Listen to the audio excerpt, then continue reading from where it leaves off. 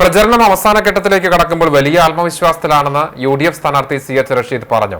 ഗുരുവായൂർ മതേതരത്വ മണ്ണാണെന്നും ഒരു വർഗീയ പരാമർശവും ഗുരുവായൂരിൽ വിലപ്പോകില്ലെന്നും അത്തരക്കാർ ഒറ്റപ്പെടുമെന്നും അദ്ദേഹം പറഞ്ഞു. കഴിഞ്ഞ 20 വർഷക്കാലം ഗുരുവായൂരിൽ വികസനം മുരടിപ്പാണ് ഉണ്ടായത്. ജനം മാറ്റം ആഗ്രഹിക്കുന്നുണ്ട്. അതുകൊണ്ടാണ് ഓരോ സ്വീകരണ കേന്ദ്രങ്ങളിലും വലിയ ജനക്കൂട്ടം ഉണ്ടായിക്കൊണ്ടിരിക്കുന്നത് എന്നും മുൻപൊന്നും ഇല്ലാത്ത രീതിയിൽ ആവേശകരമായ സ്വീകരണമാണ് ലഭിക്കുന്നത് എന്നും CH റഷീദ് പറഞ്ഞു. ഒന്നും ഇവിടെ വിലപ്പോയിട്ടില്ല. ആ വിവാദങ്ങളൊന്നും ഒരു മനുഷ്യനെ ഏറ്റെടുത്തിട്ടുമില്ല. അത്തരത്തിലുള്ള പ്രചരണങ്ങൾ നടത്തുന്ന ആളുകൾ ഒറ്റപ്പെട്ടു പോവുകയാണ്. ഒരു കാരണവശാലും ഈ മണ്ണിൽ ഈ മതവിഭാഗീയത ഉണ്ടാക്കാനും ഈ ധ്രുവീകരണത്തിനും പരിശ്രമിക്കുന്ന ആളുകൾ ഒറ്റപ്പെട്ടു പോവുകയും അവർക്ക് ഒരിക്കലും വിജയിക്കാൻ കഴിയില്ല. എല്ലാവരും മതേതര വിശ്വാസികളായിട്ടുള്ള മഹാഭൂരിപക്ഷം വരുന്ന മനുഷ്യരാണ് ഇവിടെ ഉള്ളത്. അവർക്കിടയിൽ അത്തരം ഒരു പ്രചരണത്തിനും യാതൊരു സാധ്യതയുമില്ല, ഒരു സാഹചര്യവുമില്ല. അവരൊറ്റപ്പെട്ടു പോയിരിക്കുന്നു എന്നാണ് ഇപ്പോഴത്തെ.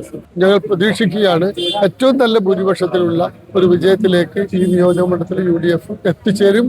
ആ വിജയത്തിനുള്ള പ്രയത്നത്തിലാണ് ഞങ്ങൾ മുന്നോട്ട് പോയിക്കൊണ്ടത്.